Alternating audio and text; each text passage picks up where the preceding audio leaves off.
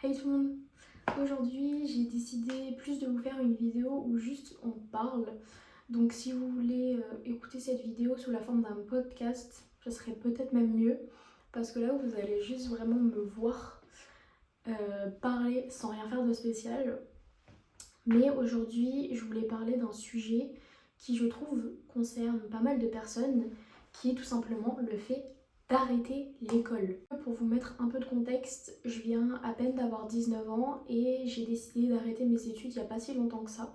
Je trouvais ça intéressant de vous faire une vidéo avec un peu de recul, surtout pour les personnes qui sont peut-être dans la même situation ou qui se posent pas mal de questions. Je trouve ça intéressant de donner mon point de vue et mon expérience sur le sujet pour que certaines personnes se retrouvent dans ce que je dis, ou même peut-être que ça peut aider certaines personnes à se poser des questions, à changer. Donc déjà, avant de commencer, j'aimerais vous faire un topo sur tout mon cursus scolaire pour que vous compreniez comment j'en suis arrivée là.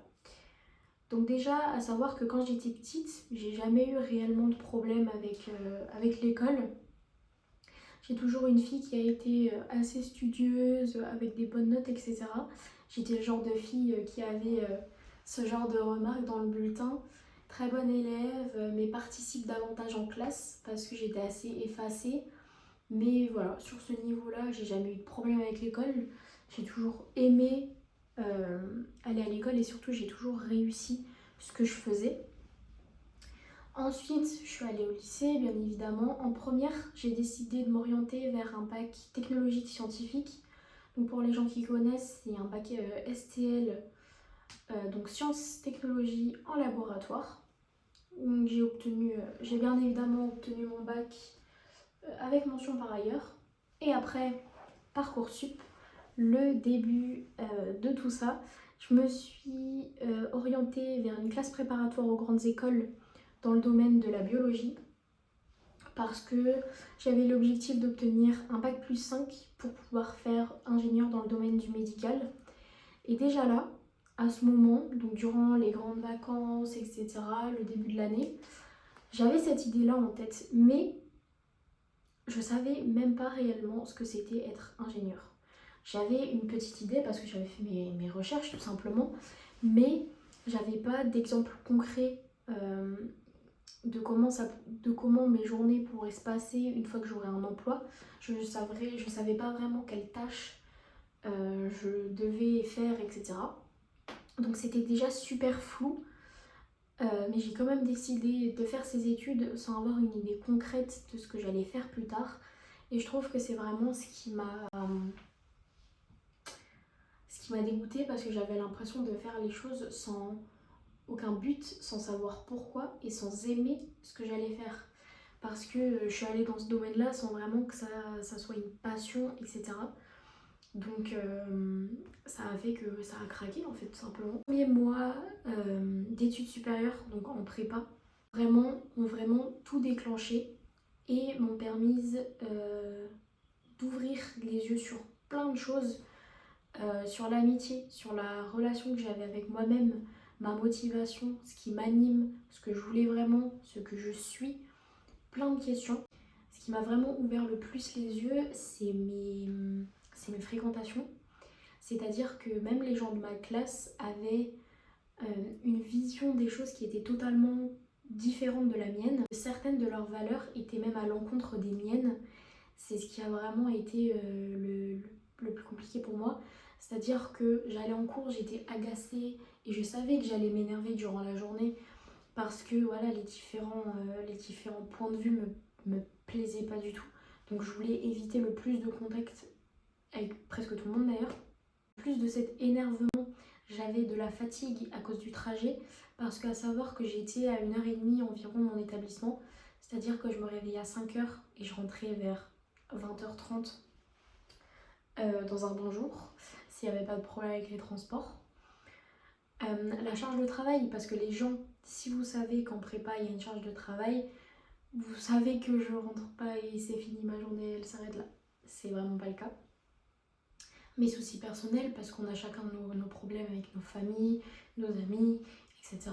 Le tout saupoudré d'une petite rupture début novembre qui n'a pas fait plaisir. j'ai vraiment craqué et ça allait plus, tout simplement. Déjà depuis septembre, ça n'allait pas. Le retour en cours après les vacances de Noël, c'était horrible, c'est-à-dire que j'avais aucune envie d'y aller. J'avais presque rien travaillé de mes vacances. C'est limite si je pleurais la veille et le matin même parce que j'avais vraiment la boule au ventre d'y aller. Donc déjà là, ça a été un supplice, mais j'y suis allée. Et le déclenchement, ça a été aux vacances de février. C'est-à-dire que durant ces vacances-là, je me suis sentie beaucoup plus libre parce que j'avais fait des sorties, etc. Bien, il y avait bientôt mon anniversaire, etc. Donc je suis beaucoup plus sortie. Et c'est durant ces vacances-là, je me suis dit, Lou, avec tout ce que tu as accumulé depuis septembre, si tu retournes en cours là, que tu te forces, tu vas craquer et tu vas tomber très très bas. Donc quand je parle de tomber bas, je parle période de déprime. Dépression c'est un grand mot, mais je sais que ça aurait pu être, un effet de mon mal-être. Donc durant ces vacances scolaires, j'ai décidé d'arrêter mes études tout simplement. En même pas 2 jours, tous mes mails avaient été envoyés pour que j'arrête mes études. Et c'est à ce moment-là où les mails, etc., les papiers ont été validés. Je me suis jamais sentie aussi légère et libre. Enfin, je sais, c'est compliqué à exprimer ce ressentiment, mais je pense que vous pourriez comprendre. Juste la sensation de savoir que j'avais pas besoin d'y retourner, c'était magique. Vu que c'est arrivé pendant une période de vacances scolaires, donc de 2 semaines, j'ai pu quand même réfléchir. J'ai pas pris cette décision aléatoirement sans avoir réfléchi un minimum. Donc voilà. La seule chose dont j'étais sûre, c'est que je ne voulais pas ne rien faire de l'arrêt de mes études jusqu'à septembre prochain. Parce que du coup, étant en plein milieu d'une période scolaire, je pouvais pas recommencer dans une autre formation. Donc je me suis inscrite, tout ça, j'ai cherché pour faire un service civique. J'ai été acceptée, donc c'est parfait, et je commence d'ailleurs le 1er avril. Donc ça va être le début d'un nouveau commencement, parce que du coup depuis les dernières vacances, je n'ai rien fait. Donc je veux surtout faire cette vidéo pour permettre aux gens de relativiser et de vous dire que c'est ok de se poser des questions, c'est ok de vouloir changer, et surtout c'est ok de faire des choses qui sont à l'encontre de ce que vos proches pensent. Parce que ça, je trouve que c'est un sujet qu'on n'évoque vraiment pas assez, mais il y a énormément de jeunes qui font des études pour faire plaisir à leurs parents, pour avoir un métier qui est bien vu par la société, pour gagner de l'argent. Ça se peut se comprendre, mais il ne faut pas que ça soit la motivation principale, j'ai envie de dire. Et je trouve ça très triste, et à un certain moment j'ai pensé ça, sauf que moi j'ai vu que c'est vraiment pas suffisant comme motivation pour moi, et qu'il me fallait vraiment quelque chose qui m'anime et qui me rend heureuse. Enfin, le matin je veux me réveiller pour quelque chose, pas juste pour gagner de l'argent, parce que finalement ton travail, c'est là-bas que tu vas passer la plupart de ton temps. Ok, tu auras de l'argent, mais il faut quand même que tu passes une grosse partie dans ton travail. Donc voilà, moi j'ai décidé de prioriser mon bonheur et mon bien-être par rapport à l'argent. Le seul conseil que je peux vous donner, c'est de relativiser la situation. Réfléchissez bien sûr avant de prendre une décision, mais ne restez pas bloqué dans une formation qui ne vous convient pas tout simplement. Et ça, c'est pareil dans tous les domaines. Dans les amitiés, dans l'amour, dans la famille, ne restez pas bloqué avec des personnes ou dans une situation qui ne vous convient pas du tout. Voilà, peut-être que si vous ressentez ce mal-être, que vous ne vous sentez pas à votre place avec certaines personnes ou dans un milieu, enfin dans tous les domaines du coup, c'est peut-être juste parce qu'il y a quelque chose de mieux qui vous attend derrière. N'ayez pas peur de quitter votre zone de confort, on va dire. Faites ce qui vous anime, ce qui vous épanouit et ce qui vous rendra heureux. Ne restez pas bloqué, n'ayez pas peur et prenez du risque. Surtout prenez du risque. Parce que voilà, vous pourriez me demander, mais du coup, quels sont les avantages? Ben justement, je dirais que c'est la prise de risque. Parce que j'ai arrêté mes études sans avoir un filet de sécurité, etc. Et ça fait peur. Je vous l'avoue, j'avais aucun service j'ai été contactée par aucun service civique, j'avais pas un emploi, je sais pas, au McDonald's, etc. J'avais aucune idée de ce que je voulais faire, mais je me suis lancée et je me sens beaucoup mieux comme ça. Cette prise de risque et cette peur, je pense, vous permet en grande partie de vous questionner sur ce que vous voulez et ce que vous êtes. Et je trouve ça super intéressant, même si vous décidez de rester dans votre formation, juste le processus d'y réfléchir et de se questionner, je trouve ça super fortifiant. Donc bravo déjà si vous vous êtes posé des questions, etc. C'est pour cela que j'ai du mal à trouver vraiment des désavantages à prendre cette décision. Parce qu'il y a certaines personnes qui pourraient dire oui, mais du coup il y a le regard des autres, les jugements. Parce qu'il ne faut pas croire, hein, quand vous arrêtez votre formation et que vous n'êtes pas à l'école après votre bac, vous êtes souvent mal vu, quelqu'un qui fait rien, qui gâche sa vie, qui aura aucun bon métier, etc. J'ai eu le droit à ce genre de remarques explicitement comme implicites. On s'en fout, on s'en fout. Faites de ces jugements un challenge pour vous.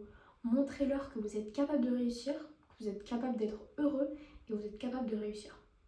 Dans ce domaine, avec ou sans études d'ailleurs. Et dites-vous peut-être qu'ils portent ce genre de jugement et de mauvaises ondes sur vous parce que peut-être qu'ils sont tout simplement jaloux.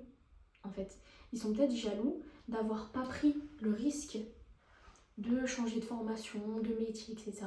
Et qu'ils auraient aimé avoir votre force et votre courage de prendre cette lourde décision qui est de changer de tout. Et je sais que je ne suis pas la seule dans ce cas-là, parce que même certaines de mes copines ont décidé de changer de formation, etc. J'ai une copine très proche de moi qui a d'ailleurs décidé d'arrêter ses études en même temps que moi, à la même période du coup de février, et qui commence aussi quelque chose de nouveau le 1er avril. Coïncidence, je sais pas, mais on s'est coordonné du moins.